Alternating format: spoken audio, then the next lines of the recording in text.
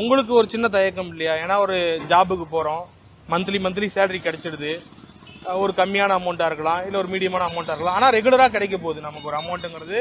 நம்ம எந்த பெருசா இன்வெஸ்ட்மெண்ட் கிடையாது. நம்மளுடைய ஒர்க்கை கொடுக்குறோம், சம்பளம் வருதுன்னும் பொழுது அதை விட்டுட்டு ஏன் இதுக்கு வரணும் அப்படிங்கிறது கொஞ்சம் கூட யோசிக்கலையா நீங்க?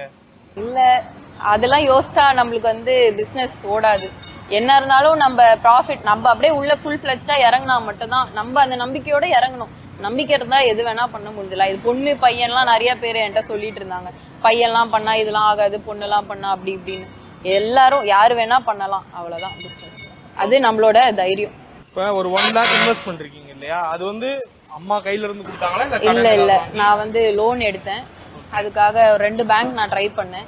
ஸோ ஒரு பேங்க்ல எனக்கு லோன் என்ன இருந்தாலும் இன்ட்ரெஸ்ட் அதிகமா தான் இருந்துச்சு, பரவாயில்ல அப்படின்னு சொல்லிட்டு நான் 2 lakhsக்கு லோன் எடுத்து தான் ஃபுல்லாவே நான் இறங்கினேன். ஓகே, ஓவராலா எவ்வளவு ஆச்சு இது தொடங்குறதுக்கு மட்டுமே? ஓவரால் பார்த்தா 1.25 ஆச்சு.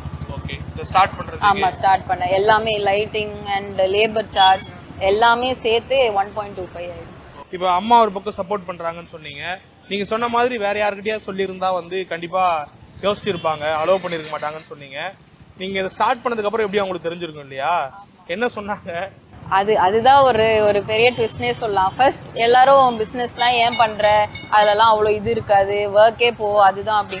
கடைசியில நான் எங்க பாட்டி எல்லாம் சொன்னேன், அவங்க ஃபேமிலி கிட்ட எல்லாம் சொல்லிட்டு அப்புறமா பரவாயில்லையே நல்லா ஓடுது, அப்போ ஜாப்லாம் வேணாம், இதுலயே உனக்கு நல்லா, அதை விட உனக்கு இதுல நல்ல ஏர்னிங்ஸ் வந்தா நீ இதே பண்ணு, கங்க்ராட்ஸ் நீ ஒரு ஆண்டர்பிரனர் ஆயிட்ட அப்படின்னு சொல்லிட்டு அவங்களே ஒரு மாதிரி நல்ல ஸ்டேஜ்ல வச்சு பேசின மாதிரி எனக்கு இருந்துச்சு. ஸோ அதுதான் எனக்கு ஒரு நல்ல ஒரு பெஸ்ட் லெவல்னு கூட சொல்லலாம்.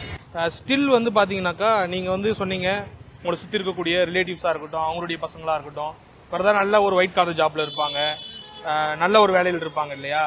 பானிபூரி கடை அப்படின்னு சொல்லும் போது ஒரு பாக்குற பார்வை எப்படி இருக்கு? ஆமா, அதுவும் எல்லாரும் இந்த அண்ணா நகர் சைடு எல்லாரும் கேக்ஸ் அந்த மாதிரி டெசர்ட்ஸ் அந்த மாதிரி போட்டுட்டு இருந்தாங்க. ஏன் போய் பானிபூரி அப்படின்ற மாதிரி தான் எனக்கு வந்த ஃபர்ஸ்ட் கொஸ்டின். சோ யாரும் எடுத்ததும் ஒரு ஷாப் போட மாட்டாங்க. நம்ம சைட்ல எது நல்லா ஓடும் அதெல்லாம் பார்த்துட்டு தான் ஒரு ஷாப் போடுவாங்க. சோ இங்கன்னு பார்த்தா என்னை பொறுத்தவரை பானிபூரி அவ்வளவு ஹைஜீனிக்காவோ எங்கேயோ எனக்கு தர மாதிரி எனக்கு தெரியல. அண்ட் எனக்கும் பர்சனலா பார்த்தா பானிபூரி எனக்கு அந்த ஃபிளேவர்ஸ்லாம் எனக்கு ரொம்ப பிடிக்கும். ஸோ ஓகே, நம்ம ஏன் அதை போடக்கூடாது? இங்கேயும் அந்த ஷாப் இல்லை, நான் கரெக்டான பிளேஸ் ஒன்று பார்த்தேன். ஓகே, இந்த பிளேஸ் ஒரு 3 பிளேஸ் நான் சூஸ் பண்ணேன். அந்த 3 பிளேஸ் நான் கொஞ்சம் ரெகுலரா நான் போய் பார்க்க ஆரம்பிச்சேன். ஓகே, இங்க க்ரௌட் எப்படி இருக்கு, இந்த டைம்ல இந்த க்ரௌட் எப்படி இருக்கு அப்படின்னு சொல்லிட்டு ஒரு 3 பிளேஸ் நான் செலக்ட் பண்ணேன்.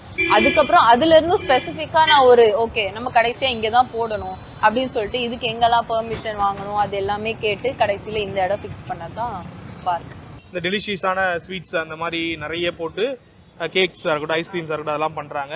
அது அண்ணா நகருக்கு செட் ஆகும், ஆவடிக்கு செட் ஆகாதுங்கிறது ஒரு ஐடியாவா உங்களுக்கு? அப்படி இல்ல, ஆனா இங்க இப்பதான் டெவலப் ஆகிட்டு இருக்கு ஆவடியில. சோ அந்த அளவுக்கு பே பண்ணி வாங்குவாங்களான்றது ஒரு குவெஸ்டின் மார்க். சோ என்னை பொறுத்தவரை இங்க இது இப்போ ஸ்டார்ட் பண்ணலாம், இது எப்படி போகுதோ அதை பேஸ் பண்ணி தான் நெக்ஸ்ட் ஐட்டம்ஸ்லாம் அப்படின்ற மாதிரி.